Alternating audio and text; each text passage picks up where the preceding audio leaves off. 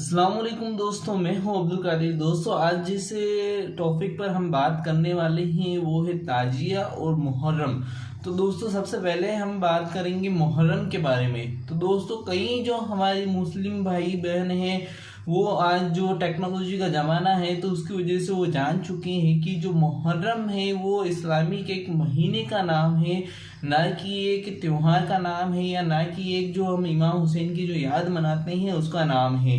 यानी जो मुहर्रम है वो इस्लाम के एक उस मुबारक और अजीम महीने का नाम है जिसमें खानदान अहले बैत ने और उनके चाहने वालों ने अपनी कुर्बानियाँ दे करके इस्लाम को सही सलामत, यानी जो शरीयतन जो इस्लाम है उसको हम तक पहुंचाया था। क्योंकि यजीद चाहता था कि जो वो चाहता था वो उसमें चेंजेस करे इस्लाम की शरीयत में, और उसको जो इमाम हुसैन है उसको कबूल कर ले, उनके हाथ पर बैत कर ले। लेकिन इमाम हुसैन ने इस बात से साफ इनकार कर दिया। आपने यजीद से हाथ नहीं मिलाया और उसके बदले में यजीद ने चाहे आप पर जितने भी जुल्म किए, लेकिन आप अपनी जो जगह थी यानी अपना जो इरादा था उससे आपने तर्क नहीं किया और उससे हटे नहीं, और हम तक जो एक सही इस्लाम है वो हम तक पहुंचाया। तो दोस्तों, सबसे पहले जो बात आती है वो मुहर्रम की जो मुबारकबाद कुछ लोग पेश करते हैं उसकी बात आती है, और नए साल की मुबारकबादी पेश करने की भी बात आती है। कुछ लोग मुहर्रम की मुबारकबादी पेश करते हैं कि मुसलमानों का नया साल शुरू हुआ है, नया साल मुबारक, नया साल मुबारक। तो दोस्तों, इसमें जो एक जो मेन बात होती है कि नए साल की मुबारकबाद देना ये इस्लाम में मुसलमानों के लिए कहीं पे भी साबित नहीं है कि किसी भी अल्लाह के वली ने, किसी सहाबी ने, किसी ने नए साल की मुबारकबादी दी है। और सबसे जो पहली बात है दोस्तों, जो नए साल की जो शुरुआत होती है, ये जो फर्स्ट जो हमारा मंथ आता है इसको जैसे सालों में तब्दील करने की जो शुरुआत हुई, यानी इसको साल दिया गया, यानी पहला मंथ जो मुहर्रम को करार दिया गया और आखिरी मंथ जो जुल्हिज्जा को करार दिया गया। इसका जो शुरुआत हुई थी हज़रत उमर रजी अल्लाह तआला अन्हु के दौर में हुई थी, जब जैसे आज हम फाइनेंशियली हमारा जो एक ईयर होता है उसका जो एंडिंग होता है मार्च अप्रैल हम क्लोजिंग मानते हैं, वैसे ही उस वक्त में भी जो भी पैसे वगैरह होते थे उनके लेन देन के लिए जब एक एंडिंग जो मंथ है उसका सोचा गया कि कोई एक एंडिंग मंथ रखा जाए और एक स्टार्टिंग मंथ रखा जाए, तो उसके लिए हज़रत उमर ने ये शुरुआत की थी एक इस्लामिक कैलेंडर के तौर पे, और इस्लामिक जो ईयर है उसकी शुरुआत के तौर पर मुहर्रम को फर्स्ट मंथ रखा गया था। वो जो जुल्हिज्जा है उसको आखिरी मंथ रखा गया था, वहाँ से इसकी शुरुआत हुई थी। लेकिन कहीं से भी जो मुबारकबादी देने का जो सिलसिला है वो कहीं से भी साबित नहीं होता है। और दूसरी बात दोस्तों ये है कि ये जो महीना है ये वो अजीम महीना है जिसमें हमारे ख़ानदान रसूल है उसने अपनी कुर्बानियाँ दी है, यानी ये कुर्बानियों का शहादत का महीना है, और ख़ानदान अहले बैत के लिए, उनकी आल के लिए गम का महीना है। तो हम जो खानदान अहले बैत के गुलाम हैं, ये हमारे लिए कहीं किसी भी एंगल से खुशी का महीना नहीं हो सकता। तो इस महीने यानी मुहर्रम की मुबारकबाद देना तो सरासर गलत है। अब नए साल की मुबारकबाद देना भी मैंने आपको बता दिया कि बिल्कुल गलत है, क्योंकि ये हमारे तरीके में कहीं पे भी लिखा हुआ नहीं है कि हमें इसकी मुबारकबादी दे सकते हैं। लेकिन हाँ, एक बात ये है कि क्योंकि एक ये नए मंथ से इस्लाम की नई हिजरी की शुरुआत हो रही है कि एक साल आगे बढ़ जाएगा, इस्लाम को मुकम्मल आने के बाद में इतने साल को हो जाएंगे। उसके बाद आप लोगों के सामने कुछ मुबारकबादी देना चाहते तो आप मुबारकबादी देने के बजाय मुबारक हो ऐसा लफ्ज़ों का यूज़ कर सकते हैं। यानी कैसे कहने का मतलब, जैसे कि आप कहते हैं नया साल मुबारक, ये आप कहते हैं नए साल मुबारक, आपको नया साल मुबारक हो, वो कहने के बजाय नया साल आपके लिए मुबारक हो। आप ये दूसरों को इस फर्स्ट डे आप ये बोल सकते हैं कि अल्लाह से आप दुआ कर सकते हैं उनके लिए, और आप ये दुआ करते हुए कह सकते हैं कि अल्लाह की तरफ से आपके लिए नया साल मुबारक हो, यानी मुबारक बन के आए। आप उसमें मतलब दुआएं कर सकते हैं, लेकिन हैप्पी न्यू ईयर वगैरह इस तरह की जो बातें हैं वो नहीं बोल सकते हैं, और ये एक तरह से जायज़ भी नहीं है, क्योंकि इसकी जो शुरुआत होती है वो उस अजीम महीने से होती है जो हमारे लिए जो अहले ईमान है उनके लिए गम का महीना है। तो हैप्पी न्यू ईयर, हाँ हैप्पी न्यू ईयर इस तरह का भोकाल ना मचाए, और जो अहले बैत का जो गम है उसमें शामिल हों। और साथ ही साथ में अगर आप किसी को मुबारकबादी देना चाहते हैं तो आप इस तरीके तरीके से उसके लिए मुबारक दुआएं करें कि अल्लाह रब्बुल इज़्ज़त उसके लिए जो आफतें आने वाली है, नए साल में मुसीबतें आने वाली है, उनको दूर करें, ऐसी वगैरह उनके लिए दुआएं करें।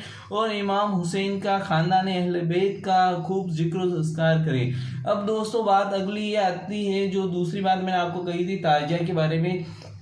तो दोस्तों एक मैंने जो बात नोटिस की है, जब से हम छोटे थे तब से हम देख रहे हैं, ताजिया जब बनाए जाते हैं तो हमारे लोग जो हैं मुसलमान, उनके को ये नॉलेज नहीं है कि ताजिया कैसा होना चाहिए, क्या उसमें कमियां है, क्या ताजिए में गलतियां हो सकती है। तो दोस्तों अगर हम बात करें, अगर मैं आपको कहूँ कि गुंबद खजरा कैसा होता है, तो आप तुरंत अपने दिमाग में इमेजिन करेंगे हरा गुंबद होता है और उसका स्ट्रक्चर कुछ इस तरह से होता है, गुंबद की तरह होता है। और अगर मैं कहूँ खाना काबा कैसा होता है, खाना काबा या खाना काबा की अगर आपको बोलूँ कॉपी कोई, जैसे हम बना के तबरुक के तौर पे कहीं देखते हैं ईद मिलादुन नबी पे सजाई जाती है, और कहीं पे भी जैसे सजी होती है या घरों में रखी, आपने देखे होंगे आर्टिफिशियल बने हुए के खाना काबा के, और अपने हुजूर अकरम सल्लल्लाहु अलैहि वसल्लम के रोज़े के यानी गुंबद खजरा के, और साथ साथ ही ख्वाजा गरीब नवाज की बारगाह के भी आपने देखे होंगे तबरुकात के तौर पे लोग अपने घरों में रखते हैं। तो दोस्तों वो जो उनकी शेप्स होती है, उनकी जो साइज होती है, वो चाहे जो उनकी साइज है वो अलग हो सकती है, लेकिन उनकी जो शेप होती है वो हूबहू वैसी ही होती है जैसा कि वो होते हैं। यानी अगर आप काबा शरीफ के अगर तबरुक को देखेंगे तो काबा शरीफ का जो तबरुक होगा, यानी उसकी जो कॉपी आपने रखी है अपने घर में, तो वो हूबहू काबे की तरह दिखती होगी। ऐसे ही अगर गुंबद खजरा की हम बात करते हैं, हूबहू गुंबद खजरा के जैसा दिखता होगा। और ऐसे ही अगर आप किसी औलिया अल्लाह के दरबार के अगर आपने रखा हुआ है तबरुक, तो वो हूबहू उनके दरबार के जैसा दिखता होगा। लेकिन जब बात इमाम हुसैन की आती है और उनके तबरुक की आती है, तो हम लोगों को इतना भी ये इल्म नहीं रहता है कि हम जो ये ताजिया बना रहे हैं, ये ताजिया क्या है। सबसे पहले आपको और हमको ये खुद से सवाल करना चाहिए, और हर मुसलमान को सोचना चाहिए कि जो ताजिया हम बना रहे हैं वो ताजिया है क्या। दरअसल दोस्तों ताजिया जो है हम लोगों के बीच में वो चीज़ मानी जाती है जो कि इमाम हुसैन का तबरुक है, यानी इमाम हुसैन के रोज़े का तबरुक है, यानी उनके रोज़े की कॉपी है। अगर आप ऐसे कोई लंबे चौड़े, किसी ने 50 फीट बना दिए, किसी ने 100 फीट बना दिए, किसी ने इतने चौड़े बना दिए, 10-10 फीट चौड़े बना दिए, और कह दिया कि ये इमाम हुसैन के रोज़ा है, तो क्या आप मान लेंगे? क्या आप में से किसी ने इमाम हुसैन का रोज़ा नहीं देखा है, मौला अली का रोज़ा नहीं देखा है, या इमाम हसन हुसैन का जो आप रोज़ा बनाना चाहते हो, तो आपको ये नहीं पता है कि उनका रोज़ा कैसा दिखता है? क्या आपको अगर जैसे मान लीजिए आप मेरा या आपका किसी का भी फोटो अगर खींचा जाए और किसी और का फोटो दिखा करके लोगों के बीच में फैलाया जाए कि ये फला आदमी, ये फला आदमी, तो क्या कोई भी मानेगा उसको? क्योंकि जिसने उस चीज को देखा है वो कभी नहीं मानेगा कि ये उसका फोटो। जैसे अगर एक एग्जांपल के तौर पे देखिए, अगर मेरा फोटो किसी ने खींचा है और कोई मुझे जाती तौर पर भी जानता है कि ये फला आदमी है, अगर उसके सामने कहा जाए, जाकर के बताया जाए ये अब्दुल कादिर है किसी और का फोटो दिखा करके, तो क्या वो मानेगा कि ये वही है? नहीं मानेगा। तो इसी तरह जब आप इमाम हुसैन के रोजे की कॉपी बनाते हैं, नकल बनाते हैं, यानी ताजिया बनाते हैं, तो आपको और हम सबको कोशिश करनी चाहिए कि वो जो ताजिया है वो इमाम हुसैन के रोजे की नकल हो, यानी हूबहू इमाम हुसैन के रोजे से नकल हो। यानी अगर बिल्कुल हूबहू ना भी बन सके तो उससे मिलता जुलता हो, ताकि लोग देखें तो उन्हें महसूस हो कि हाँ ये इमाम हुसैन का रोजा है, यानी ये इमाम हुसैन की याद में बनाया गया है। ना कि एक मजाक बन जाए कि कोई 100 फीट बना रहा है, कोई 50 फीट बना रहा है, कोई अपनी इच्छा हो जैसे अलग अलग उसको गुम्बद को डिजाइन दे रहा है। अगर गुम्बद खजरा की अगर हम बात करें, अगर गुम्बद खजरा को बाय द वे कोई अगर व्हाइट कलर का अगर करके आपको कहे गुम्बद खजरा है, या उसको एक पिरामिड का शेप बना करके कोई आपको कहे गुम्बद खजरा है, तो आप मानेंगे कि ये गुम्बद खजरा है। जब आप किसी भी तबरुक के बारे में अगर आप ये इमेजिन नहीं कर सकते कि भाई जैसे उसका हूबहू वैसा ना होने पर कि हाँ ये वो नहीं है, तो ऐसे ताजिए की जब बात आती है तो हम ऐसा क्यों करते हैं कि जो इमाम हुसैन का रोजा है उसकी हूबहू नकल ना बना करके हर कैसा ही हमारी जो इच्छा होती है या जो ताजिया बनाने वाला होता है उसकी कलम इल्मी की वजह से जैसा वो बना रहा होता है वैसा हम बनाने देते हैं और उसी को उठा करके हम जुलूस के तौर पर निकालते हैं। तो दोस्तों मेरी जो सबसे अहम बात जो मैं आपको दोस्तों इस वीडियो में कहना चाहता था वो अहम बात यही है कि आप और हम लोग सबसे पहले जो लोग अगर नहीं जानते उनको कोशिश करनी चाहिए कि वो इमाम हुसैन के रोजे को नेट पर देख लें कि इमाम हुसैन का रोजा कैसा दिखता है, साथ साथ जो ताजिया बनाने वाला है उसको बताओ। और इनफैक्ट नेट पे भी ऐसे बहुत से ताजिया मैंने देखे हैं जो इमाम हुसैन के रोजे की नकल जैसे दिखते हैं, जैसे कि आप इन फोटोज में भी देख सकते हैं। इन ताजिया को आप देखिए, ये इमाम हुसैन के रोजे की हुबहू नकल लगते हैं या उनसे मिलते जुलते लगते हैं। तो हमें कोशिश करनी चाहिए कि हम ऐसे ताजिया बनाए जो इमाम हुसैन के रोजे की नकल लगे या इनसे हुबहू दिखते हुए लगे, ताकि हम उन्हें तबरुकात के तौर में एक्सेप्ट कर सकें और सही से जो इमाम हुसैन की जो याद है उसको मना सकें। तो दोस्तों, जो ताजिए से रिलेटेड जो पहला मेरा मुद्दा था, पहला यही था। उम्मीद है आप समझ चुके होंगे। और मेरी आप सबसे गुजारिश है कि जहाँ जहाँ भी ताजिए बनाए जाते हैं वहाँ अपने लोगों से आप उन्हें समझाएं। वो जो ताजिया बनाते हैं उन्हें कहें कि कोशिश करके इमाम हुसैन के रोजे की हुबहू नकल बनाए, चाहे साइज में छोटे बनाए, कोई बड़ी जरूरी नहीं कि आप बहुत बड़ा बनाए, लेकिन छोटा बनाए, लेकिन हुबहू नकल बनाए। ऐसे मजाक के तौर पर या ऐसी मजाकिया चीजें ना बनाए कि हर कैसा ही आपकी मर्जी हो जैसा गुंबद दे दिया है, मर्जी हो जैसी साइज दे दी है, मर्जी हो जैसा डिजाइन दे दिया है, क्योंकि हर किसी डिजाइन को हम उनका तबरुक नहीं मान सकते। दूसरी बात ये है कि जो इमाम हुसैन का जो ताजिए का जो जुलूस है उस पर भी कई लोगों का ऑब्जेक्शन होता है कि जो ये ताजिएदारी करना है वो जायज़ नहीं है, हराम है। देखिए दोस्तों, कुछ चीज़ें क्या होती हैं कि किसी हलाल चीज़ के साथ में हराम चीज़ें जोड़ देने की वजह से कुछ लोग उसको पूरी तरह से हराम करार दे देते हैं। तो दोस्तों, मेरी नज़र में वो जितने भी औलिया अल्लाह है पुराने, उनके दौर में ताजिया उठते रहे हैं, अगर उनकी आप स्टडी करेंगे तो आप देखेंगे कि उनके कौल है, अगर उनको आप पढ़ेंगे तो उनमें आपको यही बात जानने को मिलेगी। अगर ताजियादारी अगर आप शरीयत के दायरे में करते हैं तो वो जायज़ है, बिल्कुल एक तरह से जायज़ है। अब शरीयत का दायरा क्या हो गया? शरीयत का दायरे का मतलब ये जो ढोल ताशे ये जो आप बजाते हैं इनका यूज़ बंद कर दें।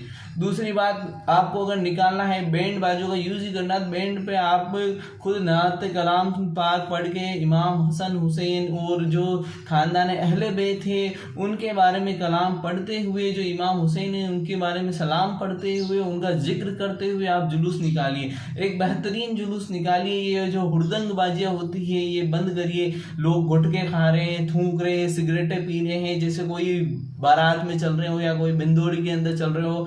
तो दोस्तों, ये कोई बिंदोली नहीं है शादी की, ये एक जुलूस हुसैनी है। तो आपको एक हुसैनी जो गुलाम होता है उसकी तरह आपको रिएक्ट करना हुआ है। आप एक इस्लामिक लिबास पहने, इस्लामिक अगर लिबास नहीं भी पहनते, इस्लामिक तरीके से कम आप उस जुलूस के अंदर चले, यानी एक मुकम्मल सही तौर पे उनका जिक्र करते हुए चले। तीसरी बात, अखाड़ा वगैरह आप खेल सकते हैं, अखाड़े वगैरह में कोई दिक्कत वाली बात नहीं है, आप अखाड़े वगैरह सजा सकते हैं। फिर अगली बात औरतों की आती है। तो दोस्तों, औरतों का जुलूस के साथ चलना ठीक नहीं है। अगर औरतें भी उस तबरुकात की यानी ताजी का अगर देखना चाहती है तो ज़ियारत करना चाहती है, तो आप अपने घर की औरतों को ये समझाएं कि जब भी ताजिया घर के बाहर से निकले या ऐसा पॉइंट अगर बाई द वे आपकी तरफ नहीं आता है ताजिया, तो ऐसा पॉइंट जहाँ से आपकी रीच कम पड़ती हो, यानी इजीली वहाँ जा करके ज़ियारत की जा सकती है, तो वहाँ जा करके अपनी बहन बेटियों को कहे कि ज़ियारत कर ले, लेकिन जुलूस के साथ साथ ना घूमे, ये मेकअप वगैरह सजा करके और लोगों के सामने बेपर्दा होकर के ना घूमे, क्योंकि ये पर्देदारी थी। जब आप खानदान अहले बैत का जिक्र करते हैं, अगर आप उनकी स्टडी करते हैं तो हज़रत ज़ैनब के बारे में पढ़िए, जो भी हमारी खानदान अहले बैत की जो औरतें थी उनके बारे में पढ़िए। तो बीवी सकीना, हज़रत ज़ैनब, वो जो भी थे उनके बारे में आप पढ़ेंगे तो उन्होंने अपना पर्दा कभी नहीं छोड़ा था। तो आप अगर उनकी ज़ियारत के लिए आ रहे हैं तो कम से कम अपने सर पर दुपट्टा रखिए और इतना थेतर के इतना मेकअप और वहाँ मत अपनी औरतों को भेजिए, और उनको समझाइए कि अगर आपको ज़ियारत के लिए जाना है तो जो जहाँ से रिच कम है वहाँ से ज़ियारत करके आ जाए, पूरे जुलूस के साथ घूमने की कोई ज़रूरत नहीं है। यानी मुकम्मल और सही तरीके से जुलूस निकालने की कोशिश करें। और जो हमारे इमाम लोग हैं, जो हमारे जो कौम के जो जिन्हें हम लीडर कहते हैं, उन लोगों को भी कोशिश करनी चाहिए कि जो गलतियां, जो कमियां जो आ चुकी है, उन गलतियों को, उन कमियों को दूर किया जाए, ना कि इस चीज़ को ही ख़त्म कर दिया जाए कि इमाम हुसैन की याद में जो जुलूस निकाला जा रहा है उसको ही बंद कर दिया जाए। जुलूस को सही तरीके से निकालने के कहीं तरीके हैं, उन सही तरीकों का यूज़ करना चाहिए। ये ढोल ताशे, ये जो गुटखे तंबाकू के ये तरीके हैं, ये उछल कूद है, इनको बंद की जा सकती है और एक मुकम्मल सही तरीके से जिक्र करते हुए जुलूस निकाला जा सकता है। ताज़िए को मुकम्मल तौर पे निकाला जा सकता है। वो जो इसके जो फंडामेंटल्स है उनको ध्यान में रखते हुए, शरीयत को ध्यान में रख, जब नमाज का वक्त हो जाए तो ताजिए का एक जगह मकाम लगा करके सब लोग नमाज पढ़ने जाए। सबसे बड़ी बात, ताजिया जब जुलूस निकलता है तो इस चीज़ का कोई भी ध्यान नहीं रखता है कि हमारी नमाज तर्क हो रही है, नमाज छूट रही है। और जबकि इसी नमाज के लिए इमाम हुसैन ने अपना सर कटा दिया था, यानी सजदे अपने नहीं छोड़ा था, यानी नमाज आपने बिल्कुल भी तर्क नहीं की थी। तो कोशिश करें कि जैसे आप रमज़ान के महीने में हर वक्त की नमाज पढ़ते हैं, वैसे मुहर्रम का जैसे महीना शुरू हो तो आप हर वक्त की नमाज मस्जिद में जाकर के पढ़े। अगर मस्जिद में नहीं पढ़ सकते तो घर पे पढ़े, लेकिन नमाज बिल्कुल भी तर्क ना करें। आपकी सच्ची जो मोहब्बत है वो नमाज के थ्रू आप साबित कर सकते हैं कि आप सच्चे गुलाम अहले बैत हैं, सच्चे गुलाम हुसैन हैं। तो दोस्तों, जब भी ताजिए का जुलूस निकले तो जब नमाज का वक्त होने वाला हो 15 मिनट 10 मिनट पहले आप जुलूस का जो ताजिए का है उसका मकाम लगा दें वहाँ, और उसके बाद में नमाज के लिए ज़रूर जाएं और नमाज ज़रूर पढ़ें, नमाजों को तर्क ना करें। तो दोस्तों, इन बातों का आप पूरा ख्याल रखें और कोशिश करें कि जो जुलूस हुसैनी है उसको बेहतर से बेहतर बनाया जा सके। अगर आप कोशिशें नहीं करेंगे, आप सोचेंगे जो चला आ रहा है वैसे चलने दो, तो इससे धीरे धीरे जो मुसलमान कम इल्मी रखते हैं उनको बहुत से जो बद फिरका है वो लोग बहका देंगे और उन्हें इमाम हुसैन का जो जिक्र है उससे दूर कर देंगे। यानी जिक्र इमाम हुसैन से, अहले बैत के जिक्र से उन्हें दूर कर देंगे। और जो एक हमारे बुजुर्गों का जो तरीका चला आया है जिक्र अहले बैत को याद रखने का, जिक्र हुसैन को याद रखने का, जो इमाम हुसैन की शहादत को याद रखने का, वो धीरे धीरे ख़त्म हो जाएगा। तो अगर हमें उसको मुकम्मल शुरू रखना है, उसको हमेशा बनाए रखना है, तो उसके लिए हमें उसका सही तरीका उसका सोचना होगा, सही तरीके से हमें चलना होगा। ताजिए को ताजिए की शक्ल में, यानी इमाम हुसैन के रोजे की हुबहू नकल या जो उससे मिलता जुलता बनाना होगा। दूसरा, उसको जो जुलूस है उसको जुलूस मोहम्मदी जैसे हम निकालते हैं बेहतर तरीके से। अगर आपको बैंड बाजा भी यूज करना है तो उसमें मनकबत, नात वगैरह कलाम पढ़ते हुए आप निकालें। और फिर उसके अंदर ये ध्यान रखें औरतों वगैरह को साथ साथ पूरे जुलूस में शामिल ना करें। अपनी अपनी औरतों को समझाएं, उन्हें कहे कि जहाँ से आप जियारत पास से कर सकती सिर्फ वहाँ आकर के आप जियारत कर ले। हुड़दंगबाजियाँ नहीं करें, अखाड़े वगैरह खेले तो ढंग से अखाड़े वगैरह खेले। हर चीज़ का ध्यान रखें, खास करके नमाज का पूरा ख्याल रखें कि जिस वक्त भी नमाज का टाइम हो 10 मिनट पहले उसका मकाम लगा दे दीजिएगा। और जितने भी लोग हैं खुद को गुलाम हुसैन समझते हैं वो नमाज का पूरा एहतमाम करें। ऐसा ना हो कि मस्जिदें पूरी खाली पड़ी और आप जुलूस में वहाँ उछल कूद करके या हुसैन या हुसैन या अली या हुसैन कर रहे हैं। जरा इन बातों के बारे में सोचें। तो दोस्तों, मैं आपको फिलहाल ताजिए के बारे में और मुहर्रम के बारे में यही कहना चाहता था। उम्मीद है आपको मेरी बातें सही लगी होगी। अगर गलत लगी हो तो मैं आपसे माफ़ी चाहता हूँ। अगर आपको सही लगी तो मेरे वीडियो को लाइक करें, चैनल को सब्सक्राइब करें और ज़्यादा से ज़्यादा लोगों तक शेयर करें। और कोशिश करें कि कम से कम ज़्यादा से ज़्यादा लोगों को आप ये बात समझाएं ताजिए के बारे में कि ताजिया जो भी बने वो हूबहू इमाम हुसैन के रोजे की नकल बने, ताकि लोगों के लिए ये मजाक का सबब ना बने कि हर कुछ बना दिया गया, कोई 100 फीट कोई क्या फीट, हर कुछ अपनी मर्जी से ना बनाए। और ताजिए की जो बेहुरमती है वो ना करें, यानी ये तबर्रुक है इमाम हुसैन की रोजे का, उससे ये निस्बत रखता है तो उसकी बेहुरमती ना करें। अस्सलाम वालेकुम।